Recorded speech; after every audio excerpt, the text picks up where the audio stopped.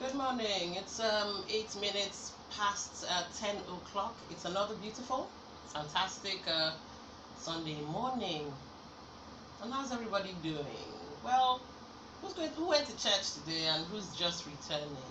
Or who's just chilling, doing nothing? Because Sundays are the only days you get to relax and chill. Well, a warm welcome to all of you this 11th day in November.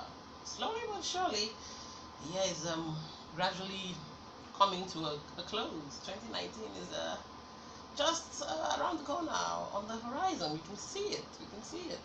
Anyway, let's get down to business, shall we? My name is Dawn, and the program you're listening to right here on Garden City Radio 89.9 FM is Dawn on Sundays. Here, we talk about relatable experiences, stuff you may have gone through, I may have gone through, others may have gone through. But you see, the difference is that while we talk about it, we also use it to learn. We use it to inspire each other. We use it to grow, even heal. The beauty of it is that thanks to your contributions, your calling in, your giving your own perspective, and all that, you have been able to broaden minds, change perspectives. You have been able to bless. And so, as always, I'm appreciative of you all, and I say thank you. So now what will we be talking about? Well, I'm going to be telling you a story. I tried writing something down, but I got distracted with life got in the way. So I'm going to be telling you the story from my head. Now the thing is this, it is a real story, a true story. I've been given permission by the owner of said story to use it. If it will help bring peace or closure to somebody's life, then job well done. But of course, I have taken the liberty of tweaking the story a bit, so there will be some creative license on my part. Okay, so let's dive right into the story, shall we? I have always known that I was stupid. I have always been aware that I wasn't up to par, that I was not equal to those I found myself around. So yes, I don't know if I was born stupid, but I know that when when I became aware of myself, conscious of the person I am, I knew that I was stupid. You see, my father had always told me that I was stupid. At every slight opportunity, he never missed a beat to tell me how stupid I was or how silly I was. Yes. So I grew up knowing that I was stupid. You see, I never had words of comfort. Words around me were usually in the negative light. I always had to strive to prove myself. I always had to go the extra mile to make people notice me. And even then, I got noticed, but for the wrong things. It was either because my head was too big, or it was because I was slow on the uptake. Even in class, when they would ask questions, it took me a while to get the question, and it also took me a bit longer to even get the answer. So people thought I was stupid. So in class, I was always called dumb. I was always laughed at because I was slow on the uptake. I didn't quite catch things as fast as my peers did. In fact, while making friends in school, if I annoyed any of my friends, they would now say, "You this stupid girl, if you don't behave yourself, we will stop playing with you." Yes, I was stupid. I had it at every turn. Even in the university, people I called my friends, by their actions, told me that there was something faulty about me. I was stupid. I was slow. And so I was grateful to them when they agreed to remain my friends. No matter that they taunted me, made fun of me, laughed at me, used me for the butt of jokes.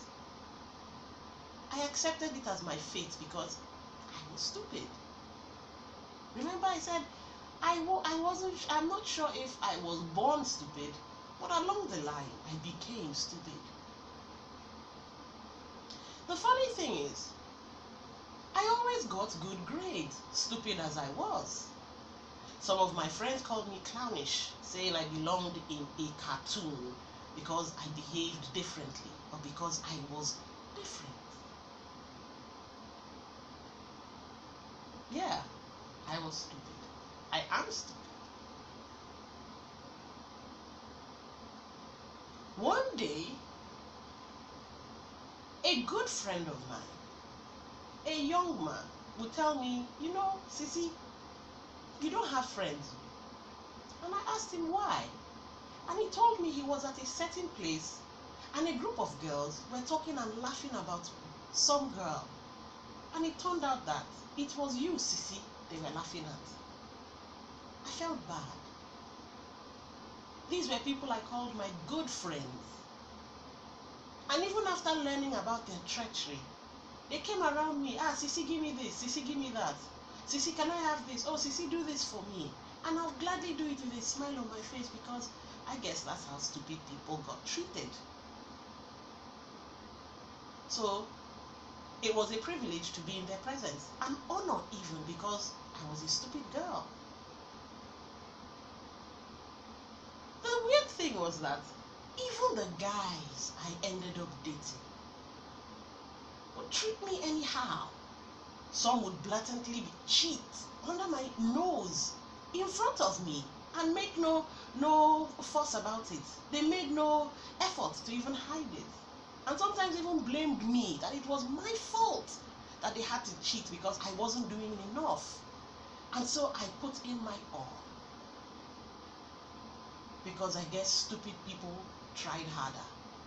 Stupid people took what they were given. Stupid people just lay down and took it. I was stupid. I am stupid. One day a lady would get so angry at me. I hadn't done something quite up to her taste. And she began to call me ugly.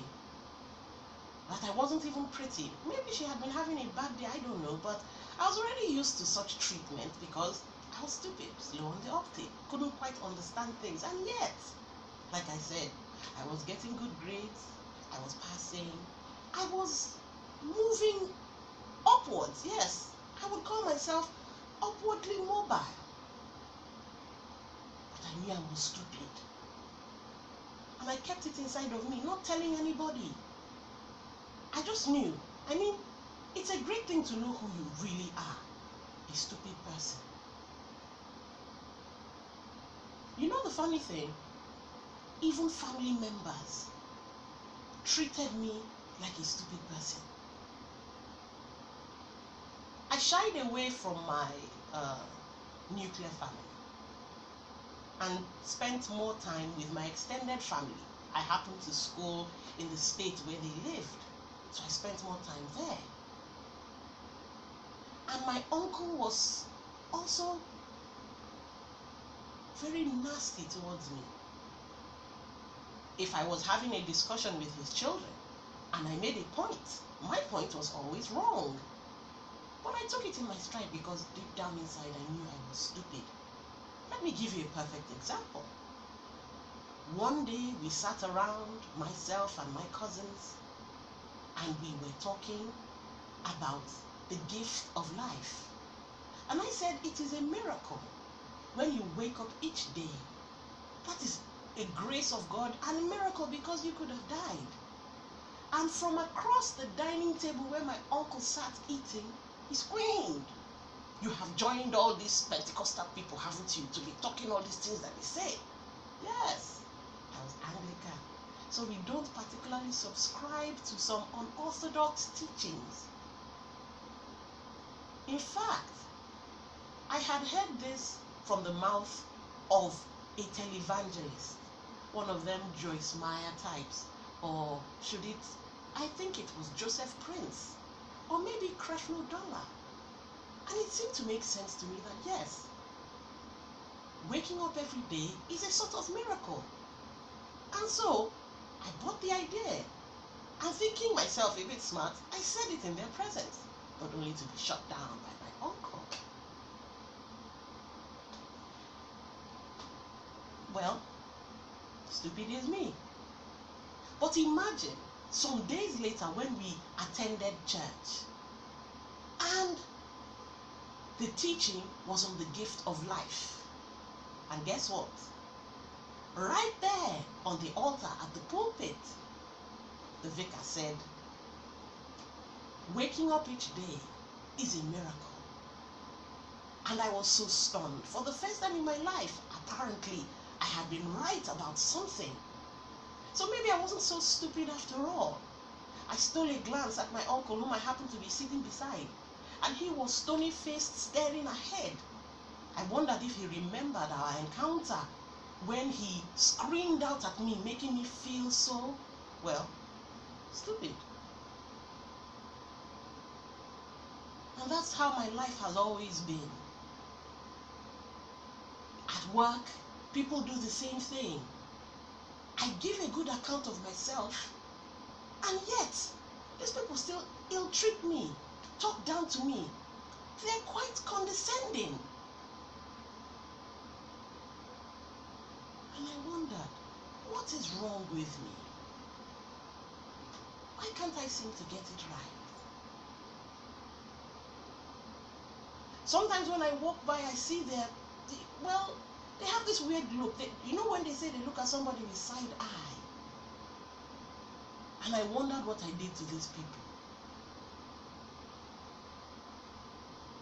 One day I'll be called into the office by the admin, and she told me, well, it looks like you misrepresented yourself and you lack initiative, so we will have to let you go.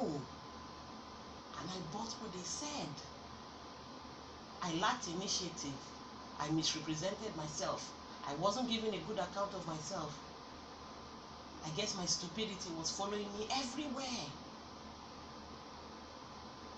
I even sat before the admin and started explaining why I misrepresented myself. I started explaining why I was slow on the uptake, why I lacked initiative. I sat there and justified what the admin was saying. Because all my life, I had been made to feel stupid. And now I was out of a job because stupid.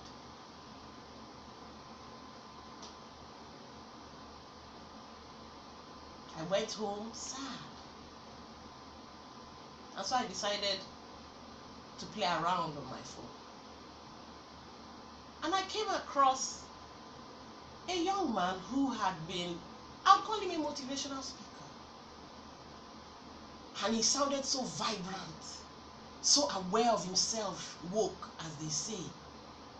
He spoke and I felt I was like 10 feet tall. And so I decided to reach out to him. And I wrote him an email telling him that my idea may be stupid, my reaching out to him might be stupid, but I just couldn't help it. I had to reach out to him. I envy the way he lives. I envy his smartness, you know. I talked him up. And he replied. It was a wonderful thing when I got the notification. You have mail. And I will never forget the first lines of his response. It wasn't a thank you for your kind words. It wasn't a glad to hear from you and I'm glad that I'm doing something great in your life. It was a why do you look down on yourself? Why did you choose to call yourself stupid? The words seemed to leap out at me. Why did I choose?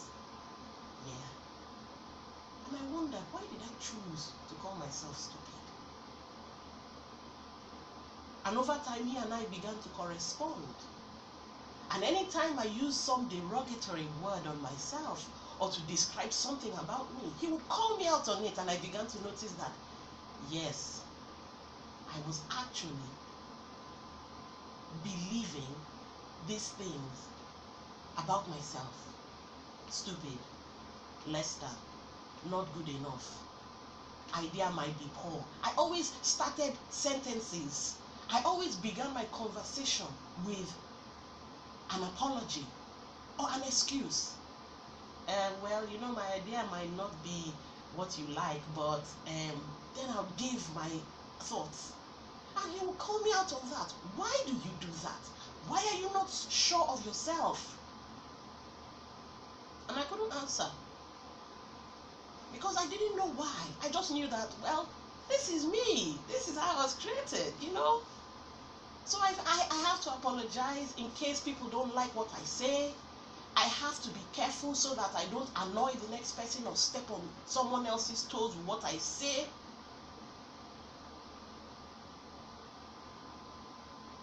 And one day, he told me he wanted to introduce me to somebody. I said, okay, no problem. A young girl about my age. I said, lovely, I'd like to meet her. I wasn't sure why he wanted me to meet this girl, but, well, he was a motivational speaker. He had his life together, so obviously, he had a reason why I should meet this girl. And so he said, let me tell you about her first of all before you meet her, so that you don't get a nasty surprise or a rude awakening, a rude shock or something. I said, okay. He said she's very pretty. She's very tall, dark-skinned, what they call melanin popping, and I laughed. She always carries different weaves, braids. You never get to see her natural hair. I smiled. She sounded sort of like me. I always hide my natural hair. I think my hair is ugly. Some people call it a Brillo pad. He said she's very intelligent. When she speaks here, she's quite articulate. I was like, wow, okay. Well educated. Has a good job. Okay, she sounds like somebody I'd like to know, somebody confident. And then he said, you've met her before. I said, really? Where? When? Because I couldn't remember. He said, look in the mirror. The lady is you. Have you ever experienced a moment where you start laughing and suddenly start crying? So you don't know if you're laughing and crying or you're crying and laughing, but both are happening at the same time. I don't know what happened to me. It was almost as if a dam broke. I am beautiful. I am tall. I am articulate. I am intelligent. I am smart. I have a good job. Was this really me? And he let me cry and laugh and cry and laugh till I was fine. And then I felt this weird sense of calm. And that's when he told me, you're ready to talk now. Oh yeah, start talking. And for the first time in my life, I faced my truth. My father had always called me stupid. And so I believed he was my father. He was right. I must be stupid. Friends, by their actions, showed me they held no regard for me, and that I was only a means to an end. And that only served to buttress the fact that I was stupid. I have never failed an exam. I have never failed in anything I set out to do. But that doesn't mean anything to me. I looked up waiting for him to validate what I had said, but he kept quiet and just kept watching me. And so I continued. Because I felt less than. because I felt that I didn't deserve anything good because I was stupid. I allowed myself go into relationships that were no good for me. Negative people who only buttressed my low sense of self, low self-esteem. They used me in different ways, manipulated me, and made me believe I was nothing. But I stayed with them simply because I felt I couldn't do any better. Stupid people don't achieve much. I looked up at him again. He said nothing, kept watching me. As I reeled out all I had come to realize about me. I allow people walk all over me because I think I am less than. I think I am stupid. I think I don't deserve to stand up equal in their sight. So I allow people take pot shots at me, yab me, define me, tell me who they think I am because I am less than, because I felt I am stupid.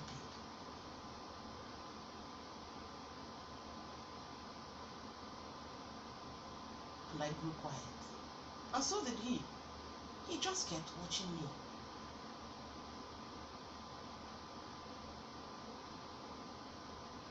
Then I got angry.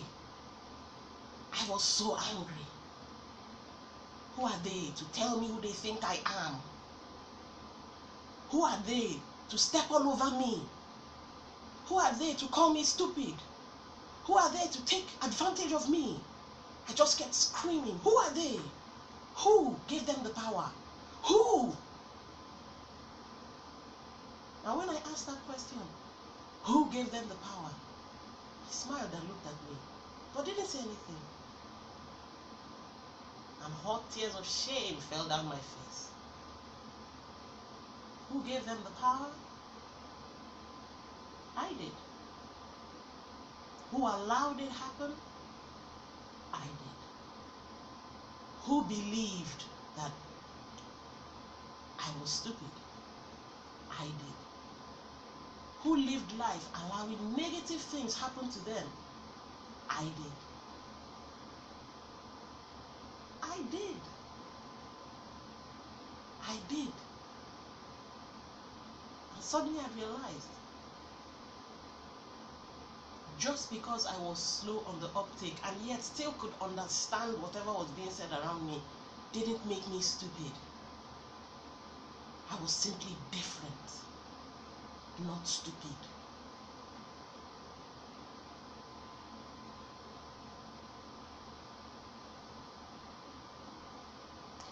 Ladies and gentlemen, that's Sisi's story. I titled it, Different Don't Mean Stupid. Yeah, I know. Ebonics. I should have said different doesn't mean, but different don't mean stupid. And that's what we're going to be talking about today, because there are a lot of us, a great majority of us, who do not realize that we are simply different but not stupid. You see, I have had the pleasure of meeting Sisi. Sisi is very intelligent. Sisi is not her real name, but I'm protecting her identity. She is very, very intelligent. Sometimes she intimidates me with how much she knows. I never knew that this was the thing inside of her. This was her secret, you know? Never knew. I enjoy her company a lot because she's very funny. And sometimes she helps me see things in a different perspective. But yes, I know Sisi has self-esteem issues because when she talks to me, she never looks me in the eye. She will look around my face, but never at my eye, in my eyes. Sometimes she will look at the floor. And I knew, okay, she has some kind of issues. I am a great believer in science. And while hanging out with Sisi over the weekend, somehow in talking about different things, we're just sharing stories. Sissy opens up and tells me this. And so I asked her, can I use it? She said, yes, you can use it, no problem. I guess, well, she was ready. She felt comfortable to be able to tell her story. There are boys and girls out there being told on the daily by their fathers and their mothers and family members that they are stupid, never do well, slow, retarded,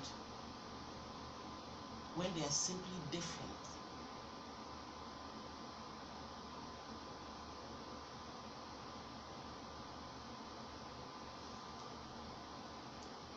We'll continue this program in a bit. I have some songs I'd like you guys to listen to. Sissy gave me one to play for all of you. When I listened to it, I laughed. Classic Sissy. Classic. So today, we're going to heal. We are also going to grow. And we are going to shed off the weight of other people's definition of us. Different don't mean stupid. So, let's see. Let me find Sissy's song now and play it for you. This one is by Mary Lambert and it's titled Secrets. This is still Dawn on Sundays with your girl, Dawn.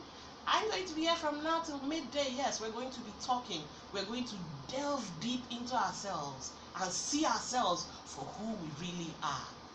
Many of us might do stupid things. Yes, might do stupid things. But we are not stupid. We're simply different. I'll be right back. Okay, welcome back. And that was Selena Gomez and The Scene with Who Says. And before that one, you listened to Mary Lambert's Secrets. And that was dedicated, that was Sissy's dedication to anyone who's going through, the situation she passed through and is coming out of. Now, I say coming out because, I don't know if you guys have read this book. I think it's by Joyce Meyer or somebody, The Battlefield of the Mind. You see, it's a daily fight to believe in yourself. It's a daily fight not to allow people get into your head or under your skin. It's a daily fight in your mind, because even the Bible says, as a man thinketh in his heart, so he is. Right. Now, of course, Sissy came from a background where she was always told negative things by family members, by friends, even by better halves or other halves or people she would eventually end up dating, and also work people. Now, it could also be, you attract what you think about a lot, or what you believe in, you many times attract it. That's a law of attraction. The way you think can bring things towards you. It's possible. Yes, it's possible. So Sissy could have attracted those things, or her belief in the fact that she was negative, she was stupid, may have been causing all those things to happen. And there are people like her. But it is my pleasure, and it is also my honor to tell you that you are not stupid, you are just different. Now, many of us might end up making silly decisions, doing stupid things. Doesn't necessarily mean that inside of our brain and in our minds we are stupid people. Let's take an autistic child, for example. There's this young man I follow on Facebook. I think his name is Mikey or Mickey, and it's the autistic life of Mickey. And he would sometimes write things. He's 27, I believe, but has the brain capacity of a 5-year-old or a 10-year-old. Autism. And of course, autistic kids have so many issues, social issues. They do not understand social cues. Some of them do not like being held. It takes a very patient parent and very patient even teachers to be able to deal with them. I don't think they are managed per se, because they're just a different type of person, but they are special people. And so Mikey sometimes will go on Facebook Live and try to interact with people. You actually see him trying. Now, there are some people that might call him stupid or slow or retarded. And that would be the wrongest thing to call a child who has, well, a social disorder. I see him as different. I see him sometimes as a breath of fresh air. Many times things we take for granted, the way he reacts to them, you're like, wow, that's beautiful. It's something to learn from. And so maybe Mikey is the way he is because he is part of God's plan for the rest of the world.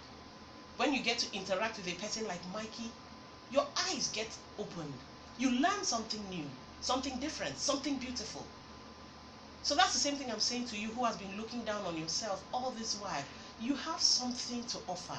There's something you bring to the table, something no one else has, something no one else will ever have. So it's time you start looking at yourself as something amazing, as an amazing human being, and not as something to be stepped on, or somebody to be laughed at, or taken advantage of. And if you're in that situation where you have believed so poorly of yourself to the point where people get to treat you anyhow, it's time for you to stand up and begin to, live your true, authentic life. It doesn't matter what they think about you. It doesn't matter what they call you, what they define you. It doesn't matter how they talk to you. What matters is how you address the situation, how you come to the table. You understand? The Americans say, come correct. So yes, you have to come correct. And how do you come correct? Is the way you present yourself to these persons. If you stand tall, look them in the eye, without shouting, without aggression, without anything, and tell them what you think, and present yourself the way you always see yourself, they will have to take dressing. The world will have to adjust to who you are. So stop looking down on yourself and stop selling yourself short. You're not stupid. You are unique. You're different. Just as our faces are different, even our fingerprints are different, you are made the way you are for a reason. So what if you're slow on the uptake? Or maybe you don't understand science? Or maybe you do not understand chemistry or math? Doesn't make you a stupid person. It just means that your strengths lie elsewhere. I came across some quotes, something like, if you judge a bee by its ability to swim, like if you compare it with a fish, then of course a bee will be stupid because bees can't fly. But that's the thing, bees were not made to fly. Bees can't swim. Bees were not made to swim, they were made to fly. Same way if you judge a fish by its inability to not fly, then the fish is stupid. Because fishes weren't made to fly, they were made to swim. So you were made for something. And you've been given the talent and ability to be that something. Now, if somebody else seems to think or wants to think that you should be this particular thing when you were created to be something else, then of course, in that person's book and in that person's eye, you would probably be stupid. But the thing is this, that is not your path, that is not your road. It's like a young boy or a young girl who gets into SS1 because your father is a doctor, or your father is science inclined, or your mother is a doctor. You decide you want to toe the family line and be a doctor, but you do not understand biology, you do not understand chemistry, you do not understand physics. But you are brilliant with English language. You love literature, you love to read, you are arts inclined. Maybe because you're supposed to be a writer, or you're supposed to be a lawyer, or you're supposed to be something else that is arts inclined, or maybe even social science, maybe economics. Or maybe you're supposed to be a politician because you have a natural gift or flair for diplomacy. So government or commerce or something. But no, maybe because of the way your family life is structured, you have decided, okay, you're going to be a doctor. But that is not your calling. You will continue to fail in those subjects, and your parents will not be happy with you because it appears they're wasting their money paying school fees for a Dundee United. Funny thing is, you are not Dundee United. In fact, you are an Einstein. Only thing is this, you are on the wrong path. You are in the wrong place. Once you find your right place, everything will fall into place. You'll be like, wow. It's almost like a coming home of sorts, where you begin to understand that I understand this thing, and I have a passion for it, I have a flair for it, it's interesting to me, I enjoy it. Now you're not stupid, because it's like second nature to you. So what are the definitions you've been living under? Trying to fulfill said definitions, meanwhile, it is not the path for you. It's time for you to tell the people in your lives, whether your spouses, or your family members, or your friends, or your co-workers. It's time for you to tell them that you are going to be you. Yes. You don't need anybody's permission to be you.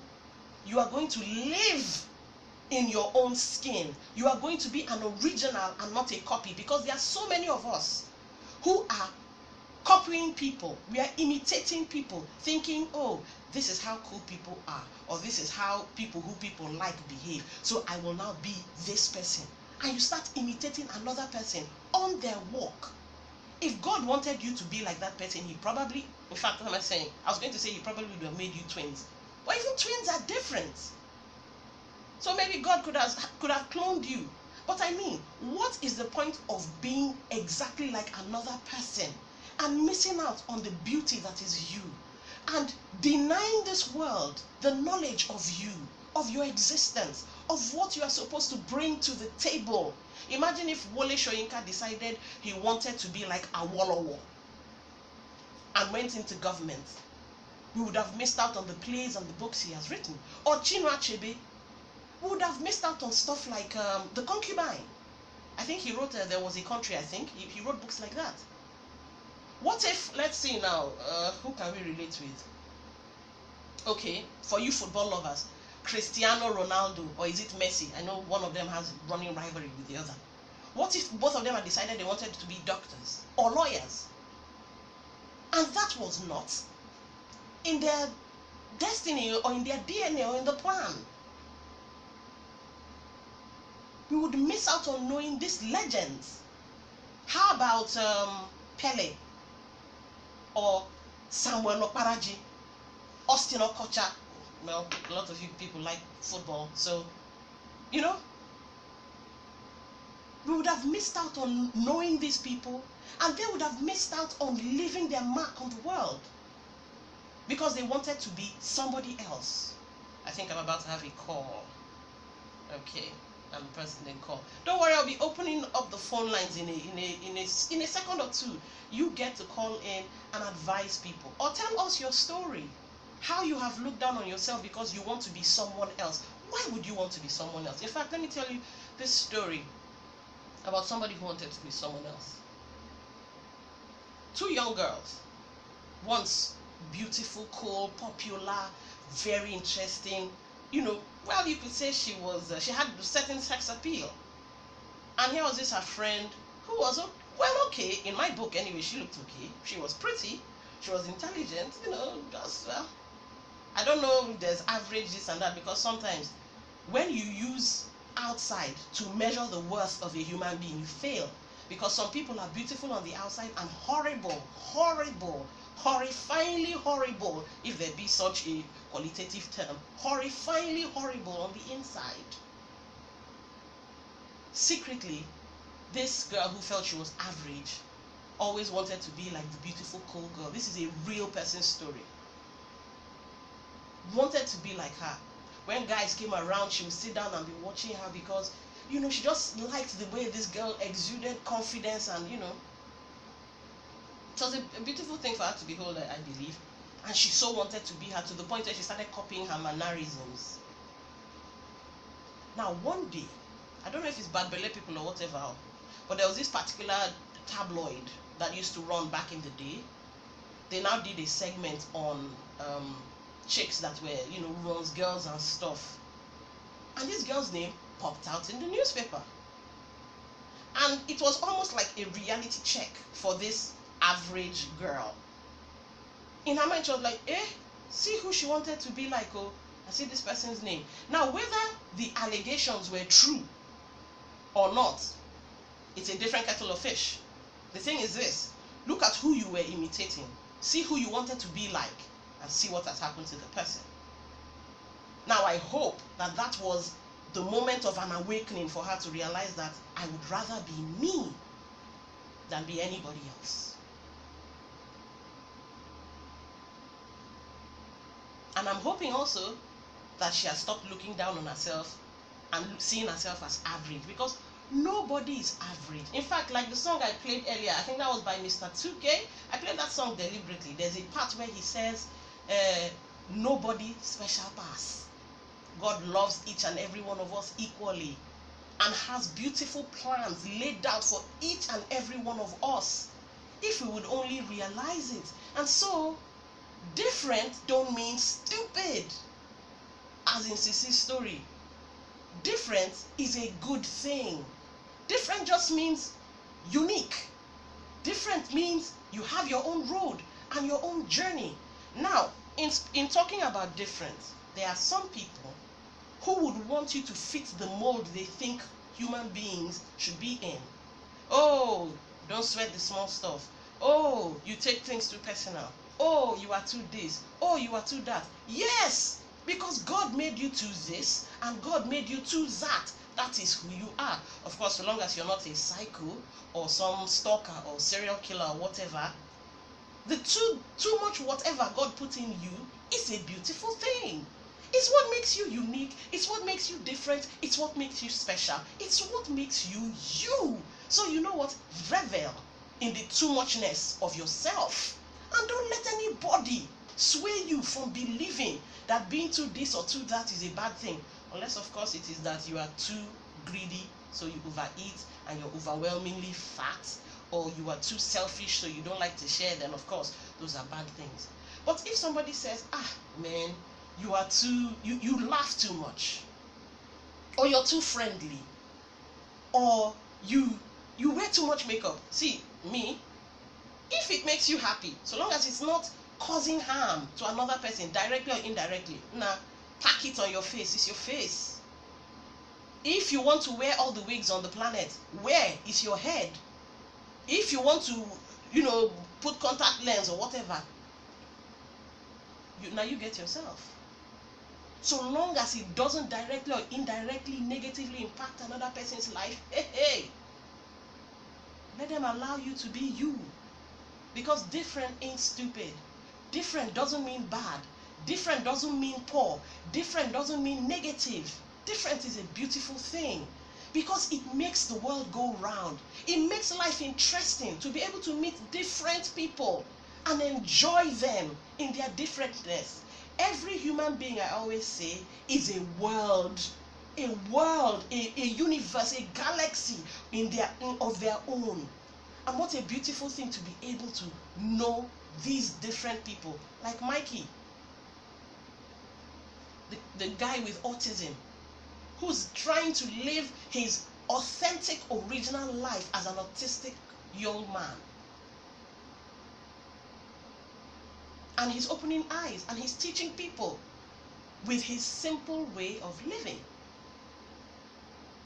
So how dare you then believe that you are stupid just because you are a bit slow in some things? In fact, do you know Tom Cruise, whom most of us idolize, of Mission Impossible fame? He's a functional dyslexic fellow. For those who do not know, dyslexia is it's like a mental disorder of sorts, a learning disability, where words jumble up. Sometimes you find people writing, let's see now, the letter E, instead of writing it the right way, they write it the wrong way. Some people might write P as a 9 and 9 as a P, those kind of things. And that's Tom Cruise. And he owns it. It's his truth. He says, I have this thing, but it didn't stop him. He kept moving on. Different is good. Different don't mean stupid. And you parents, and you friends, and you co-workers, and whatever else that's out there listening to me right now, you need to take it easy with people. Just because the person doesn't understand it the way you do, or live life the way you do, doesn't mean the person is less than. Doesn't mean the person should be the target for your jokes or the butt of your jokes, or for you to be so sarcastic to them and you think it makes you appear cool. No, it actually makes you come off as an incredibly horrible person, to be making fun of another person just because the person reacts to stuff different from the way you do. We should be accommodating of one another. If anything, we should try to understand each other. And it's not difficult to understand somebody. All you have to do is just observe, and you see that, oh, okay, this is why this person is like this. And then you follow that person the same way. Live and let live. Many of us want people to understand us, but are not willing to understand the next person. And yet, do unto others as you would like them to do to you.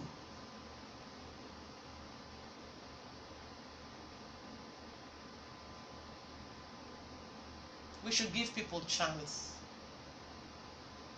You'll be so surprised that when you give people just a little bit of chance or cut them some slack, they will flourish.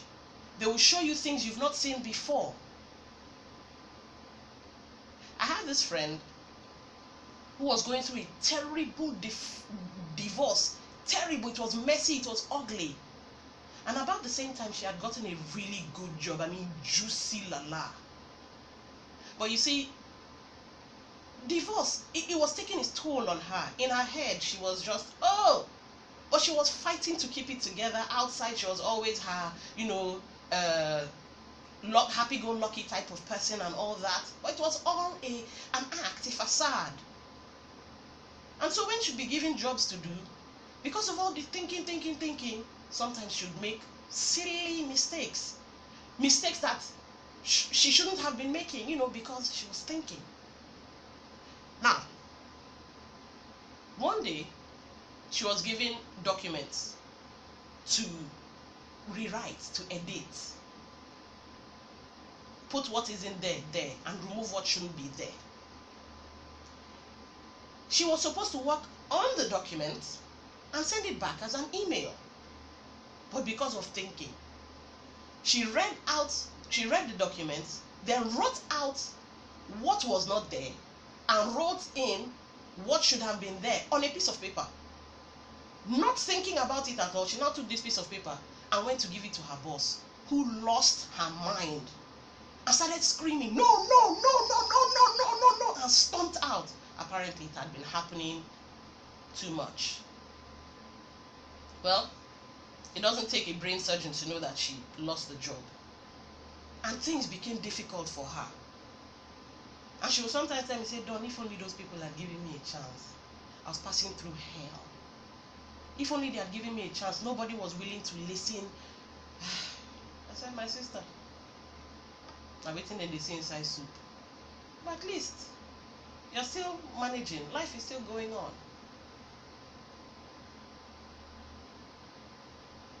Yeah. Different don't mean stupid. Let's give each other a chance. Be careful of the stuff we say to each other, especially to little children, because the things we say shape them. I have a little, I don't know what I'll call him. Okay, let me call him my small friend. He's about 9 years old. His behavior lets me know what happens in his home. When he comes into my room, because he comes to play with my nephew or my nieces, when he comes into my room and I'm like, close the door, mosquito. If I just raise my voice a little bit, he will just, dilly-dally, then he'll slink away and he's out of the room. And I'll notice him corner eye. I say, this young man, anytime you just, raise your voice slightly at him, he'll just avoid you. And he's shy, painfully shy. You talk with him, he'll smile. Sometimes he doesn't even answer, just smile, It made me realize that he is being shouted on too much in his home. And so to avoid being shouted on, he'll just give you chance. He'll just give you and go and stay one corner so that he doesn't get into any problems. And that's a negative thing to begin to learn or imbibe. So yes, look around you. Do you notice that small child in any of your kids yet? because we open our mouths and we define our children. And they begin to believe those definitions because now you be papa, now you be mama, you know more than them. How about in our relationships with our spouses? We say things and we find that our spouses, whether male or female, have started behaving differently, and it's worrying you. It's possible because it's something you have said, or you constantly say, or you constantly do, that makes them feel small, or makes them tell themselves something negative. But here's the thing: why should you be telling yourself negative things, dear wife, dear husband, dear son, dear daughter? Battlefield of the mind. Battlefield of the mind. So here's what you do.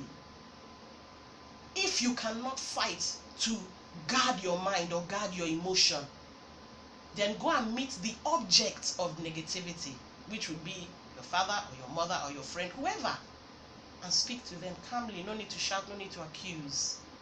Just tell them, when you do these things, here it makes me feel. See what's beginning to happen to me. And you too, hopefully you're listening to this program. Be open to listening. Don't just shove aside what they're telling you because your father or mother. Your father and mother for a reason. Your friend for a reason. You who's a co-worker, you're an adult for a reason. You're supposed to behave as an adult would or should, which is have a listening ear. When somebody comes to meet you to tell you, this thing makes me feel like this thing does this to me, it will help you improve as a human being, and it will help the other person too to be able to grow and flourish without fear of criticism or negativity or manipulation or laughter. But one thing is sure as rain: different don't mean stupid. There's a song I'd like to dedicate to all of us, but I think I'll open the phone lines before I play this one. So you can call in, give your own advice, your own 2 cents, your own story. Hey, you could even ask a question. Maybe there's something you're going through, or something you're beginning to do, or something you've realized you're doing, and you don't know how to break out of it or come out of it. Yeah, you can call in and maybe we'll be able to hash it out and see if we can't find some kind of balance, some kind of way for you to manage, and from managing, overcome that situation. Okay, so you can call in on 081 885 88155. That's 081 885 88155. You can also call in on 080 928 95620. That's 080 928 95620. You can send me a text on 090 8668 1703. That's 090 8668 1703. Today we're talking different don't mean stupid, and I think I have a call. Yes, I do. Hello. Hello. Good morning. Is that the radio station that I'm listening to? Yes, this is Garden City Radio. My friend, you really talk sense into me now. I'm supposed to go to St. Peter's Church, but you make a tune like radio, like phone radio to your station where you are. I became focused. I didn't go to church. I think what I will learn here is more than what I will learn in the church. Oh, wow. You really motivated me now. Honestly, people have really talked down at me so many a time, even when I try to be good to them. For instance, just look at this. Somebody got married. That was December. She's very advanced. And I know her right from the university. Okay. So she had problem with the neighbor. After every exchange of words, she came to tell me. Each time I come close to her, she was telling me about the story, the problem she had with the neighbor. And most of the things that neighbor told her was what she had from her. So I advised her. I said, please, I know you're quite older than me, but if you can listen to me, I will advise you to cover your husband a little. Just cover your home, that this marriage is too new. Just,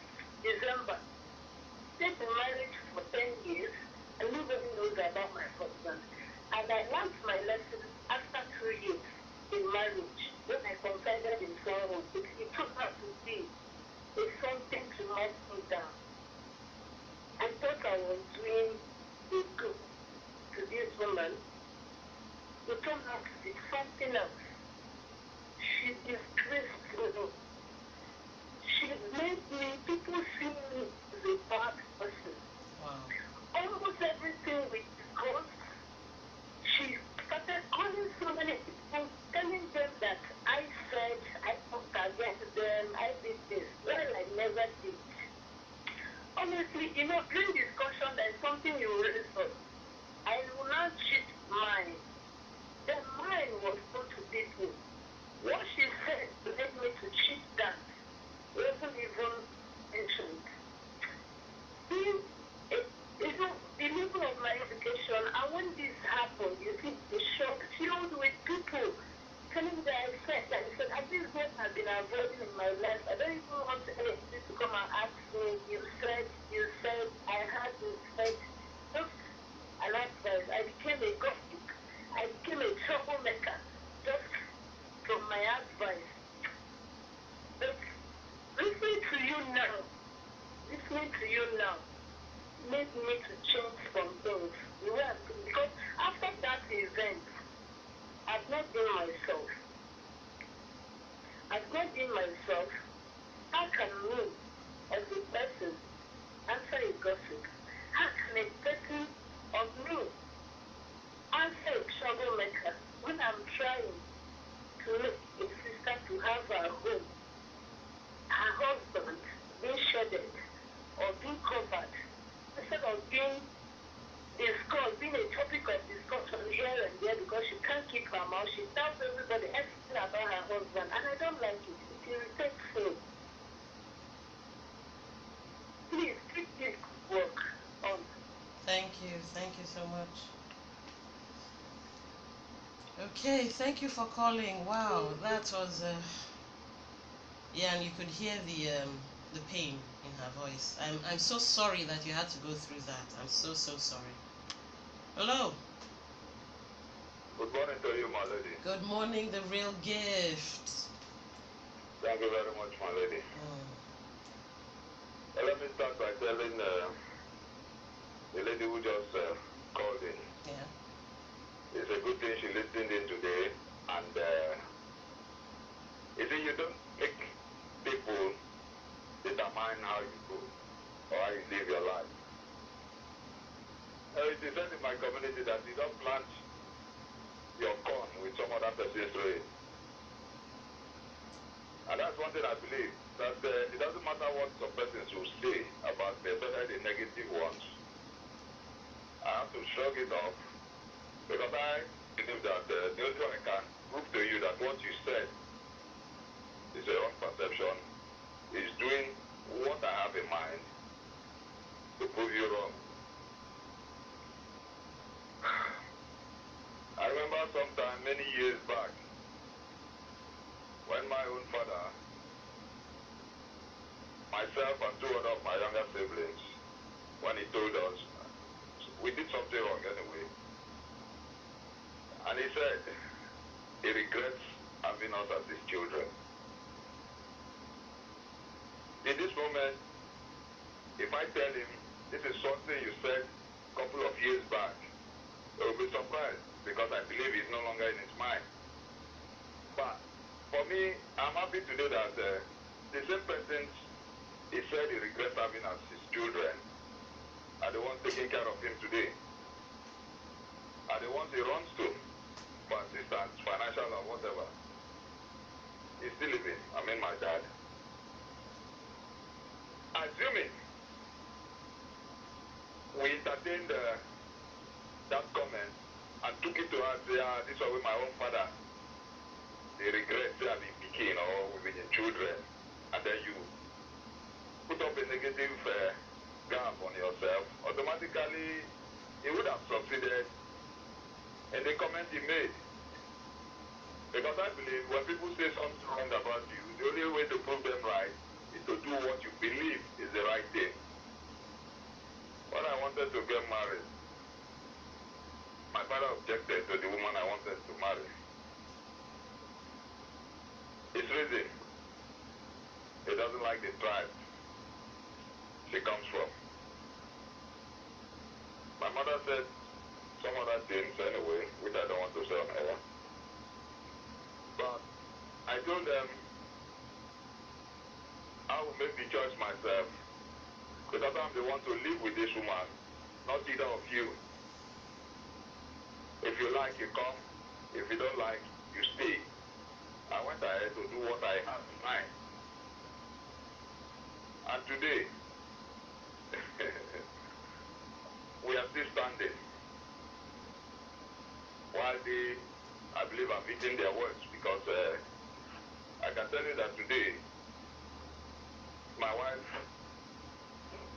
you know, is also a pride to my father. He uses her to make examples when making certain discussions about his other children who are also married. The bottom line for me, the mindset is different. Just like you said, every Tamil and Dokubo cannot be the same. Even identical twins, there are one or two things that is different among them. No two humans are the same. This is my personal opinion. And so, when somebody wants to compare me with somebody else, definitely, just like they say, 5 fingers are not equal. It then means this person being a doctor today does not mean I must be a doctor because I looked up to him. And when I was in secondary school, I wanted to be like Chief Emmanuel Iwayao, a millionaire. And when I heard he's an engineer, I felt this is the type of person I want to be. But at the end of the day, I ended up not going to the sciences. So I want to be that engineer now. But bottom line, I am who I am. He is who he is. I'm not saying you shouldn't make comparison. You can look up to one or two persons. Doesn't mean you must transplant their own life into yours. No. It's like putting an additional burden on your shoulder. So for me, even when people talk bad or tell you are stupid, definitely you let them know that you are not stupid. You know why I like the dog play? Why? When two dogs play, there is no way both dogs' body will not touch the ground. Whether one is powerful or not, both dogs will have their back to the ground.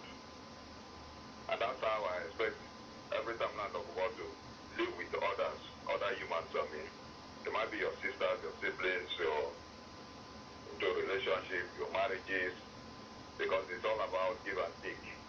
It's all about sometimes a little motivation, a pep talk will make that person achieve even more than what you expect that person to achieve. And again, briefly, please, I think sometimes our parents also contribute to some of these issues, because when you see a parent telling a child, I don't want to use those words on air, like, use negative words on their children, and they say there's power in the tongue. So if peradventure tomorrow the child becomes what you said earlier, you blame the child or you blame yourself. For me, I think every time Landokubo should strive to be what you want to be, not who they want you to be.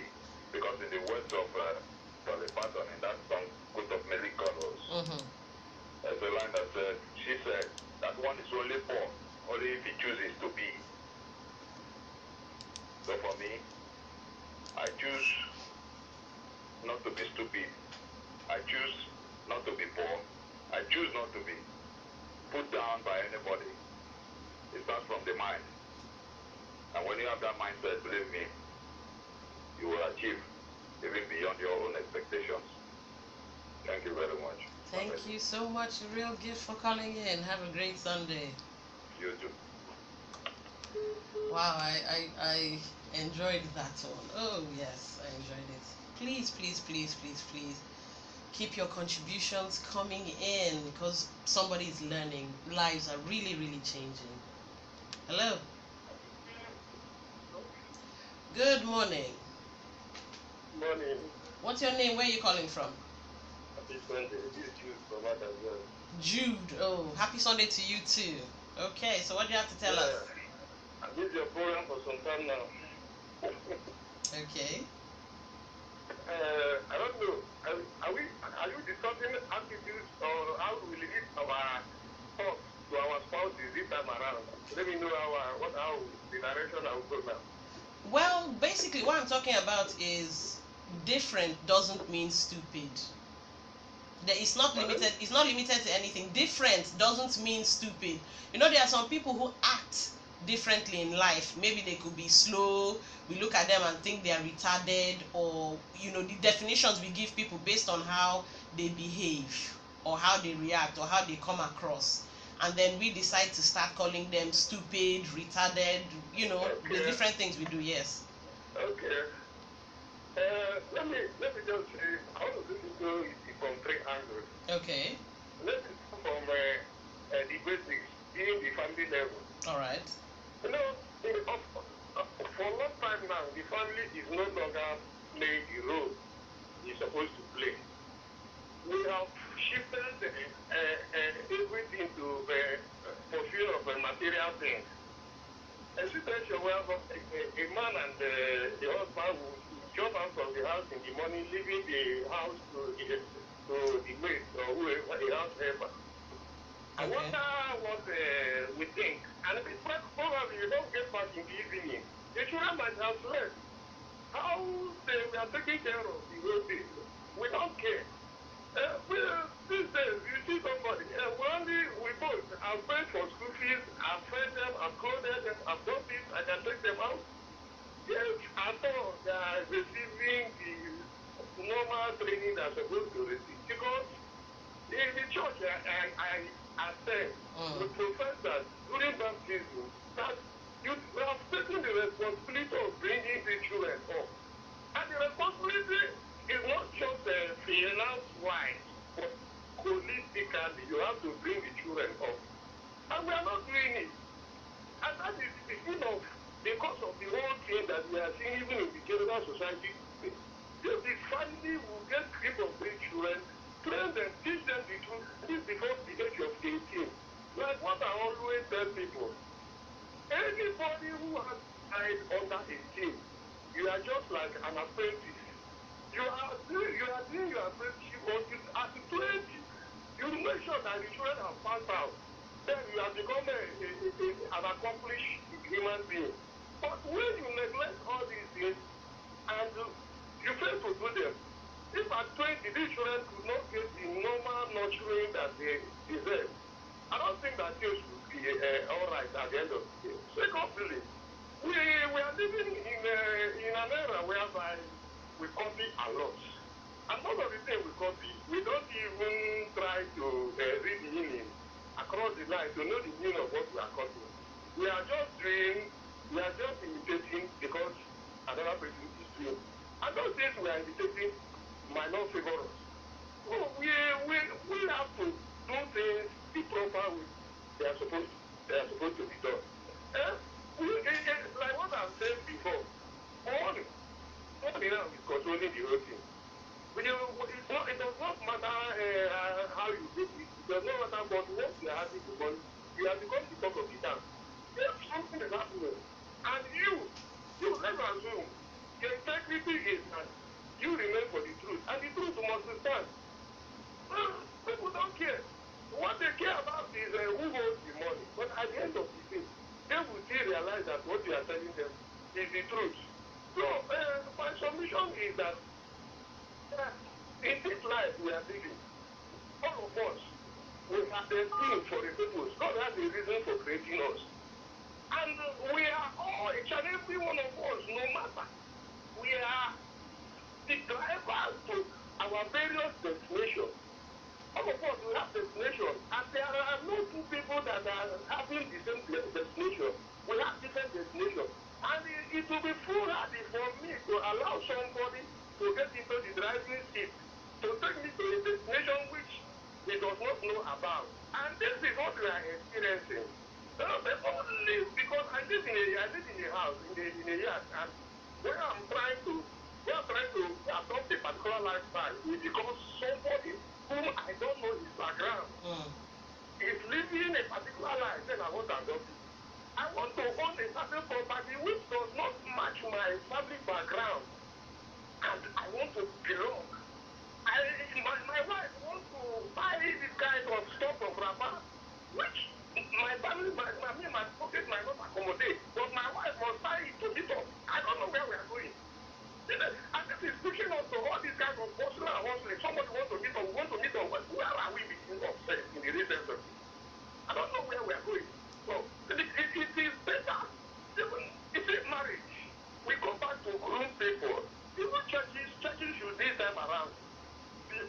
After some time, reorganize marriage seminar for those who are still in the marriage. Let them come and still get orientation based on the current trend. And also not carried away. It's not just about when you are getting married, concord. No, marriage is the continuity. But when you are all the partners apart, so people should keep on being enlightened. So not get like going. Some people are already in trap because of this issue of I want to live like somebody. You cannot beat up. I want to be like this. I cannot beat up. And you are trying to beat up. And you cannot carry it. At the end of the day, confusion will set you. Thank you very much. Thank you, Jude. Have a wonderful Sunday. Now, Jude said something quite interesting that I actually... Oh, I think I have a call. Hello. Hello? Good morning. Good morning. Good morning. What's your name? I'm so happy for this topic. My name is Kingsley. Kingsley, all right. So I have a very challenges. What is disturbing me? I get it. Yeah. I'm a kind of person that I can motivate, but I'm afraid of somebody raising voice for me. If you see somebody raise voice for me, I will read. It's like I'm ashamed. What I'm going to say is not what I will say that same moment. Okay. And that's the only thing that is disturbing me. I'm so tired. I live with my uncle. My uncle is the one that joined me, but what the name he normally called me, this thing, coconut head. I'm so tired. Okay. First of all, Kingsley, Yes. did you grow up living with your uncle or you lived with someone else first? I grew up with him. Okay, with him. And did he beat you as a child? Exactly. Okay, so let me, I'm going to get a little bit personal. If you don't want to answer, it's fine. When he beat you, did you urinate on yourself? No. So it's only when he shouts at you that you urinate on yourself? I will be afraid. I will be afraid of him. Looking towards his face. Okay. And up till now, the thing is, you are working, the thing is disturbing me still. All right. The thing now is this, Kingsley is going to take a lot of work. It's basically just fear. That's all it is. It's fear. Now, what you have to do every day, you have to be conscious of this. It's like conscious living. I don't know if you've heard me talk about conscious living before, but anytime you are in a situation with anybody, even if the person is angry or speaking in a loud tone, look at the person and tell yourself that that person is a human being like you. This is something you have to tell yourself. You have to keep repeating it in your mind, that the person is a human being like you. Now, even if that person is shouting or if the person is angry, the person cannot kill you, or can they? No. Good, so they can't. So when you are being in a confrontational situation with anybody, whether it's your boss, whether it's your uncle, first of all, look at the person. Realize that that person is an ordinary human being that cannot kill you, has no power over you. I want to ask, Kingsley, how old are you? And this November 20 will make it 25. 25. Are you working for your uncle or you work for yourself? I work on myself. I live with him. After some time, now he told me that I should be on my own. Okay. He sent me to Villa. I didn't go to Villa. I just hang out in Port Harcourt. I stay with friends, but Okay. now I'm staying and working. I'm in security. I'm doing security. So Kingsley, you're doing good for yourself. Look at what you've been able to achieve by yourself. You are fending for yourself and you are providing for yourself. So who can come and tell you? Nobody can talk to you. You are a man. You are a complete man and you're moving on your life's path. So you do not need to be afraid of anybody. That nobody is anybody feeding you now. You're feeding yourself, not so? Yes. Good. So whenever you're in a confrontational situation with anybody, remind yourself of what you are currently doing for yourself. You are providing for yourself. You have a home that you are building by yourself. Do you understand? So this person does not have any form of power over you. When they are shouting at you, these are the things you must keep in your mind and stand and face the person. Now another thing is this: when they are shouting at you, force yourself to look the person in the eye. You don't need to say anything, but force yourself. It's a training. You force yourself to look the person in the eye. Do you understand me? You can start by, you can time yourself. Look in the person's eye and count to 30 in your head. 1, 2, 3, 4, 5 till you reach 30. Then you can remove your eye. Look again till you are able to hold the eye contact for a minute. Look away, look again till you're able to hold it for 2 minutes. That is, you keep training yourself till you see that that person talking to you is an ordinary human being. Nothing special about the person. Do you understand? And that way you'll be able to build your confidence. Yes, I can hear you. Hello? I can hear you. I have a dream to be like someone else, but as you are talking, I ask myself these two questions. I have a two questions. I don't wrote that now. Okay. That if I try to be like someone else, who will be like me? Exactly. There we go. Question. I don't wrote it now as you are trying to say something. But the second question is that if it is not me, who will I be? Exactly. Exactly. In fact, you've solved your own problem with your own hand. There you go.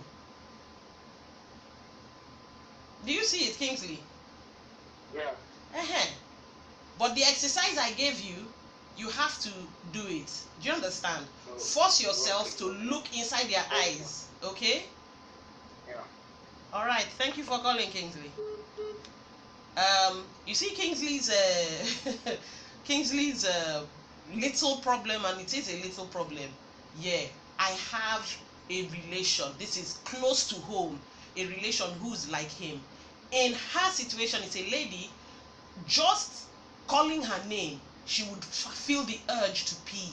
And this thing I told Kingsley to do is exactly what she did, but it's because her dad was borderline abusive. Yeah, he would beat them till they peed.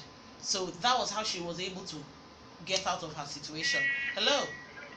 Hello, good morning. Good morning. What's your name? Where are you calling from? My name is Ayo, calling from Elekaya. All right. Okay, so talk to us, Ayo. I think I have a problem. Okay. From what I listened to you on this radio, All right. I never knew it's a problem, but now I realize it's a problem. Okay. What is it? I grew up in a home where the woman is the breadwinner of the family. Okay. As a result of the, let me call it carelessness, forgive me if I use that language, All right. of the man of the house. He's not living a wayward life, he's not a drunk, he's not a womanizer, but he refused to have other sources of income except for the only one he has. And as the woman who knows that as children grow, responsibility grows, she is doing everything to make sure the home survives. Growing up as a child, I told myself I would be the man in my home, Okay. not the woman taking charge of my own life, like it's happening in the home I'm growing up. And it has been the bedrock of my motivational spirit, the reason for everything I do. All right. I want to be the man of my home, even if I'm not looking so strong, but the spirit in me is stronger than my feet. Okay. You see me, you would think, well, what can this fragile person do? But to get to where I walk, to tell you what I do, you cannot equate the two. And also, it affects my family now. Okay. There are some things I told myself, I must be responsible for my family, I must be in charge of this, I must be in charge of that. And in myself, I assign some responsibility to my wife, that at least as a woman in the house, these are the things, and the basic things she should be able to deliver.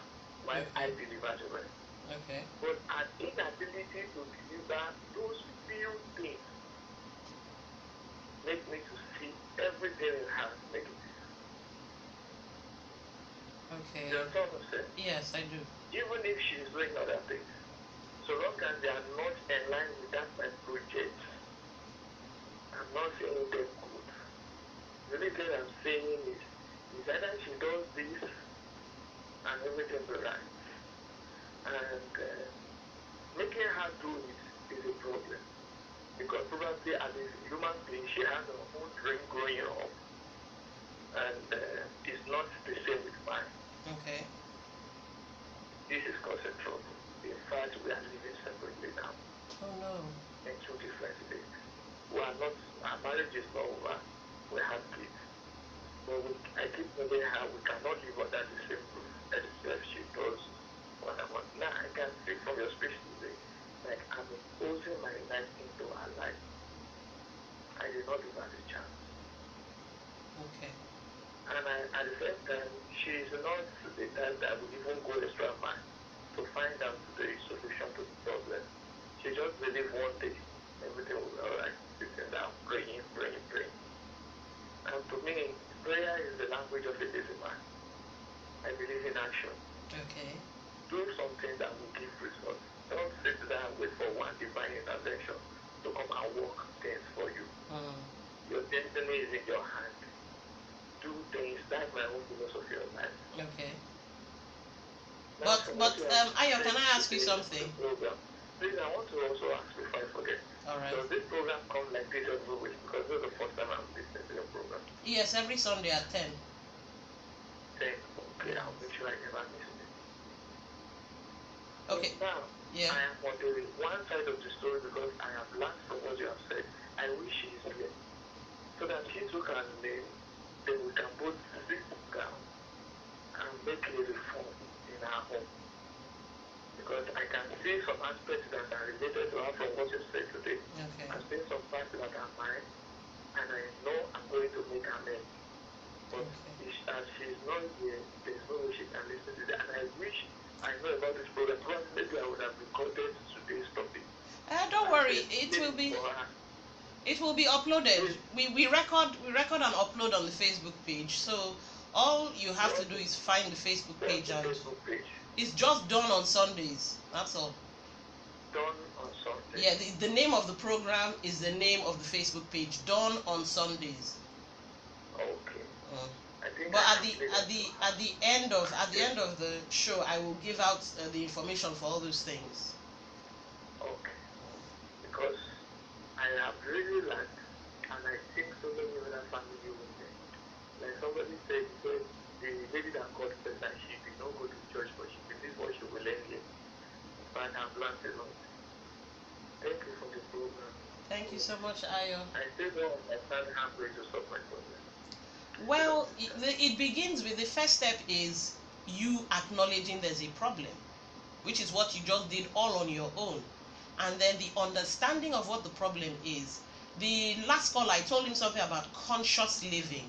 That's the same thing you are going to have to do. You are going to have to be conscious of yourself, so that anytime you find yourself being controlling, because it looks like you have control issues, anytime you find yourself being controlling, you can curb it or stop it. I'm not saying it's an overnight turnaround. There will be times when you make mistake, but by the time you work on yourself on the daily, consciously being aware of yourself, you see that the mistakes will be made less and less, and before you know it, both of you will be happy. And I also think that by the grace of God, this is not me now, all glory be to God, this program was the answer to your wife's prayer. So I don't think you should knock prayer too much. Her prayer kind of worked. Don't you think so? Prayer doesn't work with me. I don't believe in it. I believe it's me what to do. Ayo, you are set in your ways. In Nigeria, and we are still suffering. Count the number of churches we have, and count the level of poverty in Nigeria. Okay. If all the energy invested in prayer is invested in technology and discovery, don't you think we would have solved many problems? Yes, but see, our problem is this. Like Charles Darwin. Charles Darwin was Catholic. He was quite, well, religious or spiritual, but also a man of science. He married the two. Our problem is this. We over-focus on one side and leave the other side. And making those of us that doesn't believe in it felt it is not a way out. Because too much of it now is not giving us any result. I Well, wish I that had a is way of true. diverting the heart of Nigeria. Let's the kind of energy we have given to prayer, let's convert it into discovery and research. We'll solve many problems. We'll solve many problems. And by today, more than 50% of Nigerians that are living below $1 will be living, they will be earning a living, not earning wages. Okay. Thank you, Aya, for calling in. I believe Nigerians have heard you. Have a beautiful Sunday. Bye-bye. I quite enjoyed that one with Ayo. Ayo says, work and things will work out fine. But I'm saying faith without good works is dead, but hey. Anyway, you can call in. Time check is 42 minutes gone past 11. But I still have time to squeeze in one or two calls. You can call in on 081 885 88155. That's 081 885 88155 and 080 928 95620. That's 080 928 95620. You can also text in, yes, to 09086681703. That's for text messages only. 09086681703. Now I have a beautiful song. I did tell you I was going to play it for you. It's by Three Doors Down, and it is titled Let Me Be Myself. But before I play that, something popped into my head. I think it was Jude who called in, and he said when he allows people get into the driving seat and then taking where he doesn't want to go. And that just kind of, well, sums a lot of things up. You see, somebody getting into the driving seat and taking you where you don't want to go is because you allowed it. You allowed that person to get into your driving seat and take you where you don't want to go. The battlefield of the mind. When they tell you you're slow, you're stupid, you're this, you're that, and you begin to believe it, someone else is in the driving seat. Now, in trying to, let's call it find yourself, in trying to understand who you are, or why you were created the way you are, or why you, well, you know, you behave the way you are, and then people call you whatever it is they call you, in trying to find and understand yourself, realize that it might take time. It might take time. Some of us have lived 20, 40, 60 odd years or even years before we realize stuff about ourselves, or before true understanding about who we really are or why we are even here came to be. So it might take time, but you see, so long as you are being conscious about it and working towards it, you will find out who you are and why you are the way you are. And then hopefully, in coming to the realization of that, you will embrace yourself fully. You will love who you are. So long as the things are positive things. Like I said, if you're too selfish, if you're too greedy, if you're too critical or overly critical, those are not lovely things to imbibe. And of course, with conscious living, you can work and bring yourself out of that. But if you find that you imbibe beautiful things, like you are quite friendly, you're a warm individual, you're intuitive, you're an empath, you're sympathetic, you know, there are all other beautiful things that embody all of us as human beings. When you realize that, oh, come on, it's a beautiful thing. It's a very beautiful thing to find. But don't let anyone rush you in trying to figure out why you are who you are. Don't let anybody rush you. You take your time, you take your own pace, and you will arrive at your destination by yourself. Don't let anybody try to say, okay, fine, we understand that you are this kind of person, so we'll not, you know, fire brigade you. Don't. Because that's where you end up making mistake or taking on things that are not supposed to even be for you. So you take your time, you waka jejely, and enjoy being who you are. Because different don't mean stupid. Okay, let me take this short break so that you can actually listen to the wordings of this song jejely. It's by Three Doors Down. Let Me Be Myself. I hope his words bring you some form of peace, or at least some form of understanding. Enjoy. Different don't mean stupid. And let's see, it's 54 minutes gone past 11 o'clock. Oh, sadly, we've come to the end of the show, but never fear. I will be back, same time, same person, same station, same every next week, Sunday at 10 o'clock. Yes, in the morning.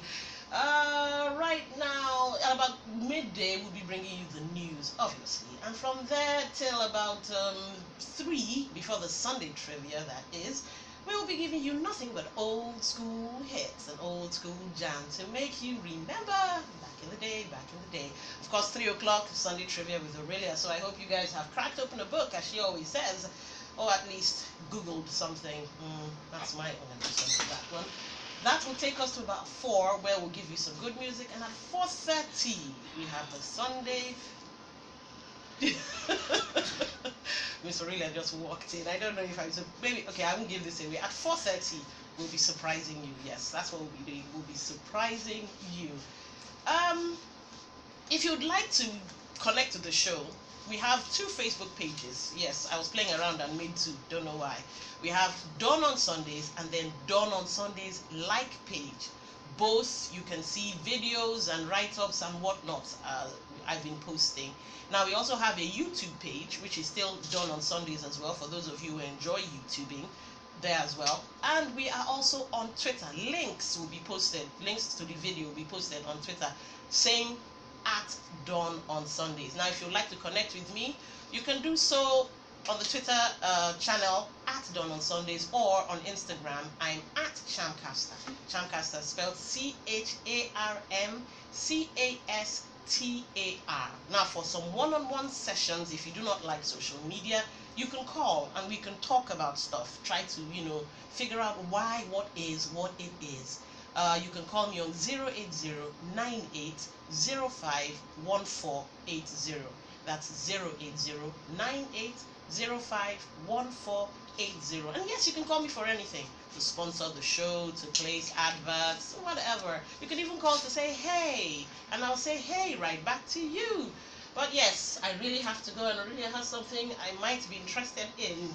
I think, let me get also, I can go and see if I will be interested in the thing she's holding. Here's this one by Frank Sinatra, and he titles it My Way. Have a beautiful, beautiful, beautiful Sunday, everybody, and take care.